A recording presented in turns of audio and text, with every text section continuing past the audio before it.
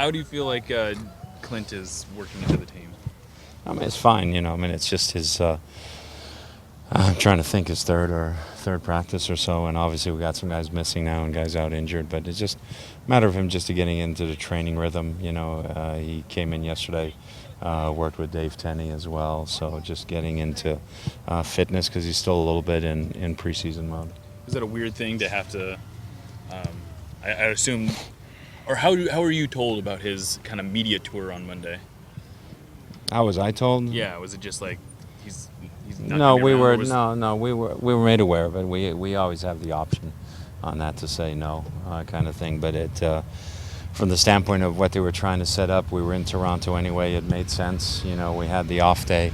Talked it over with Clint. Figured he could get back then on Monday night. Get something in on Tuesday, and we were all comfortable with the situation. We felt that the timing of it was ideal rather than try and fit it in when we go back east to Columbus or something like that. This was the appropriate time to do it. Does it feel like it's maybe get it all out of the way with one shot?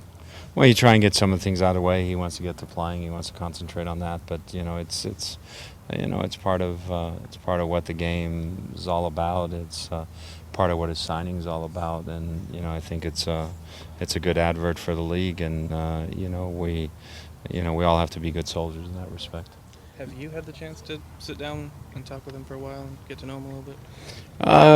We talked a little bit at the time when he signed. We sat down and we talked a little bit in my office. We've just had occasional chats. We talked a little bit yesterday when he was in because I was in as well. And we'll talk more as the week goes on. But I don't want to add any other things right now. I mean, he had enough to do with his family and to find a house and everything else.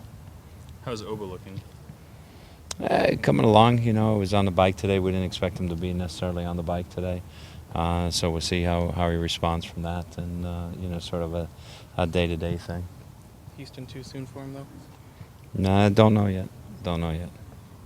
Mauro Rosales, when he has success, the team kind of seems to follow. What is he able to do to bring that sort of reaction out of the group? I think when our offensive players have success, the team follows. It means we're scoring goals. But obviously, if we can get goals from our wide players, and we've always been a team, whether it was Zakawani before he got hurt, whether it was the 1 year with Flaco Fernandez. With guys, we've always gotten goals from wide positions, and I think that's something that historically all the teams I've coached have always done that. So getting goals from Mauro right now, getting goals from Nagel, or him being involved in goals, is playing in a wide position. All those are important for us to have offensive success, and when we have offensive success, we have success as a team. When you have the whole group out there, obviously everyone's getting more space, but how much does that extra space mean for Mauro, a guy who creates? I mean, every player craves space. The more, it's a game that's all about time and space. So what you're trying to create for yourself is time and space. And if you create space, you create time. If you create time, that means you created space. I mean, it's it's an equation that works out for players, and it allows them to make good decisions. Now, a good player will use his time and space, and Mauro's a good player. A player who's not as talented, sometimes you give him time and space, and he'll show you he's not so good. Is Steve full in yet, or? He trained basically full today. I just didn't have him in the offense against defense sequence because I wanted him to work a little harder. So he was full in today, and then we'll see how he feels. I mean, today was his first full training, so we'll see how he feels tomorrow.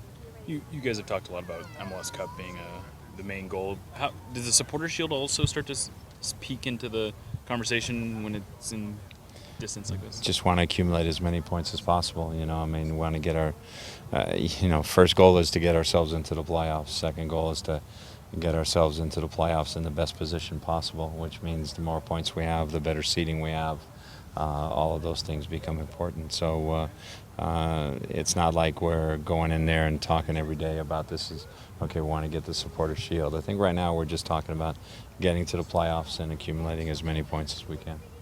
Eddie and Brad being the only MLS players called in, and what did you ultimately make of the decisions once they were? Well, they both started today, so obviously He felt they were important to bring in. I think in Brad's situation, it was probably from Jurgen's standpoint maybe the one opportunity for him to see if Brad could defend at right back against European top-level players, you know, away from home versus CONCACAF opposition.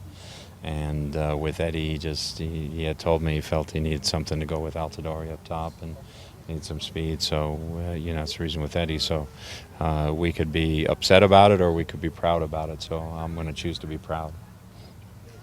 Anything else?